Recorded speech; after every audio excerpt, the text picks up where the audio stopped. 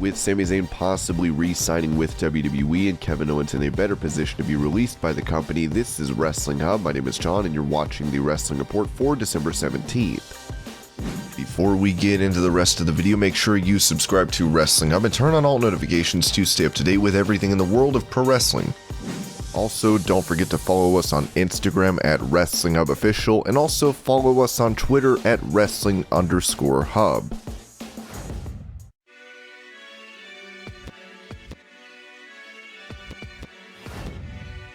With Bray Wyatt out of WWE and many wondering where he'll end up, Dave Meltzer revealed in the Wrestling Observer newsletter that he is in no rush to get back in the ring. Wyndham, the former Bray Wyatt, is another name that has been talked about. Last we heard was that he had the movie gig and didn't want to come back so soon. Whether he comes back here or Impact, I don't know at this point. He may not be in a rush to do anything given he had one of the top 5 or 6 contracts in WWE, so unless he was living incredibly large, he should not have financial issues forcing him back until he feels like it. At one point, he was apart on money from both promotions.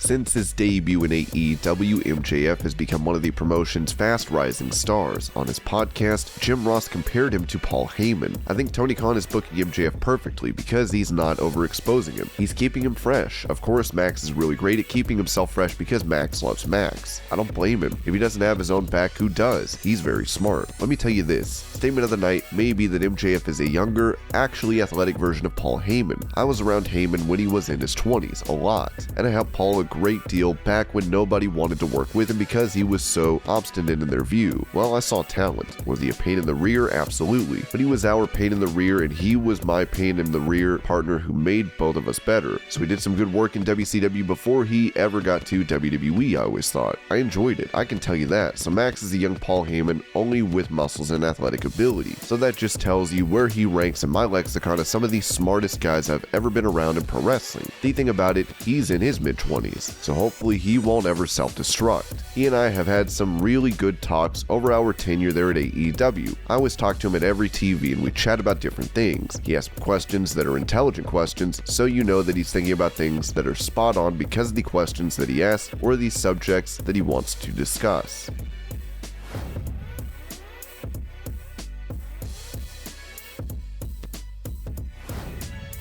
November of last year, Zelina Vega would find herself being let go by WWE due to her streaming on Twitch. The company had put in place a ban on their talent using third-party platforms, as Vega had to give up a ton of money to get re-signed. Meltzer gave a rundown of the numbers, reporting that there was a leaked data breach at Twitch, which showed company payouts over the 2-year period from September 2019 to September 2021 to pro wrestling personalities. Basically, there is money in this, but if you aren't Paige Zelina Vega, who no longer can do it, or Adam Cole, it's not big money. Over the 2 years, Paige was paid $478,000, Vega was paid $341,000 but is no longer allowed to do it, Cole was paid $318,000. Others listed were Impact Wrestling at $69,000, Tyler Breeze at $43,000, Eva Luna at $35,000, Cole Cabana at $32,000, and Xavier Woods, who also is no longer allowed to do it, at $25,000.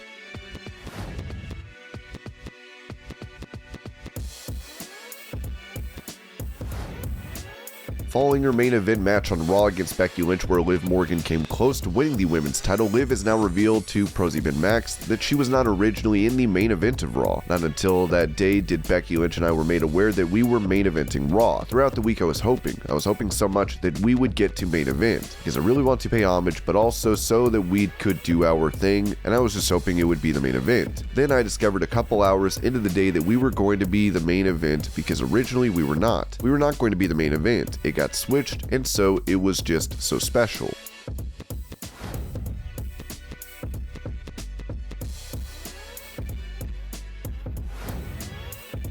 Following his WWE contract expiring, former NXT champion Johnny Gargano could be getting ready for a run outside the company, possibly debuting for AEW. On his Twitch stream, Gargano spoke about the match between Hangman Page and Danielson on Dynamite, saying he'd love to get his hands on the American Dragon once more. I did watch the match, it was fantastic. They're both amazingly talented. I wrestled Bryan twice on the indies, both times for AEW in Cleveland. I've said time and time again that he's the best wrestler in the world. I know I say a lot of people are one of the wrestlers in the world, I I truly believe Bryan is the best wrestler in the world. For my personal opinion, just because I have been in the ring with him, so I kind of know from experience, but I don't know how to explain it or say why he's the best. You just gotta be in there with him and you just know Bryan is the best. It's a shame that we never got a chance to. We haven't tangled in the last couple of years, but hopefully at some point down the line that can happen.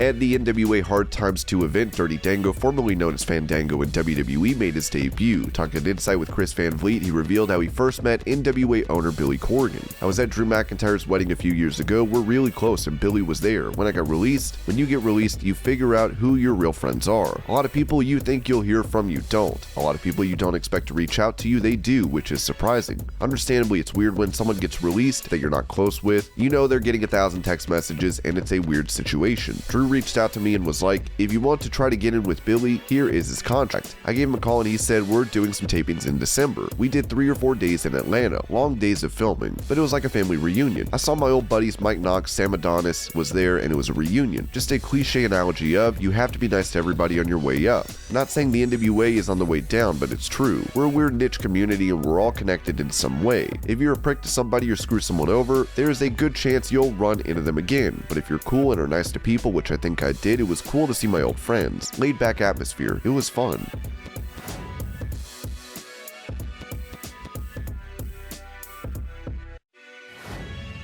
Talking out of character, R-Truth talked about his relationship with Vince McMahon, mentioning what the WWE chairman likes about him most. One thing Vince has told me is he loves the fact that I'm just me. I come straight forward. Vince is giving, and I have the highest amount of respect for Vince. Vince is almost like a friend. He wants to be there for you. He wants you to come and ask him things. If you have an idea, come to him. He makes himself very accessible to you, and he intimidates a lot of people, but he attracts me. Just like my aura, I may intimidate a lot of people. If you see me coming down a dark alley at night, your eyes squinch sideways. I may intimidate you, but when you get to know me, you're like, oh my god, this guy would give me the shirt off his back. That's Vince McMahon.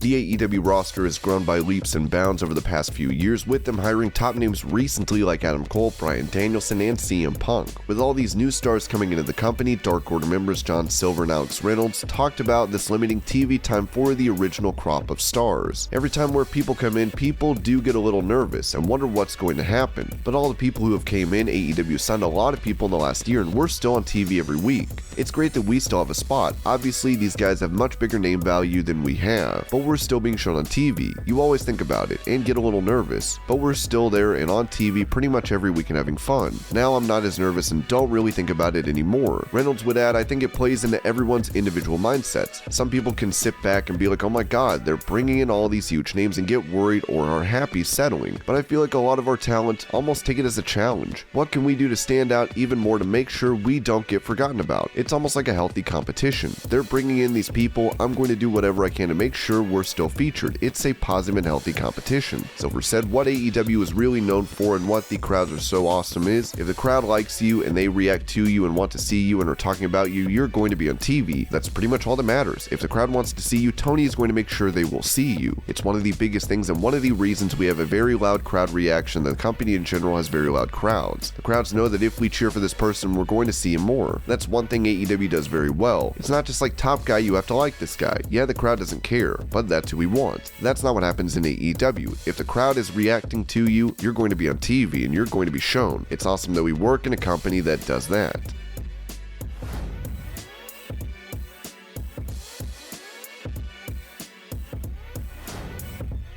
With Kevin Owens recently re-signing with WWE, new details have come out regarding his contract, such as salary and how that pay can be used against him. It's in line with what I heard. Someone in his position who can come in and out of the main events, upper mid-card, will make that level at this time, but he won't get the 90-day clause waived. He wasn't going to get more money. The $2 to $3 million a year range is so blinding to people. They sign not realizing it's a 90-day contract that renews every day at WWE's sole discretion. It's how they got Wyndham Rotunda. He was going to get $3 million 3-year term. They went to a 5-year term. He held. They inched up towards 4. He jumped at it, but it's still a 90-day contract, and with the higher number, it takes less and less to trigger the release.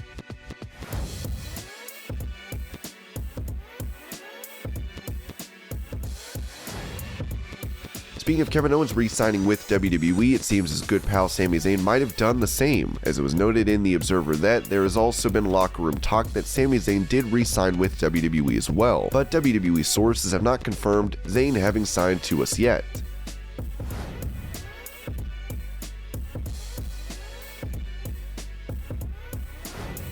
On Busted Open Radio, AEW President Tony Khan talked about the Owen Hart Cup, revealing there will be 2 singles tournaments, one for the men and one for the women. On tonight's Rampage, details regarding the location for the tournament will be revealed.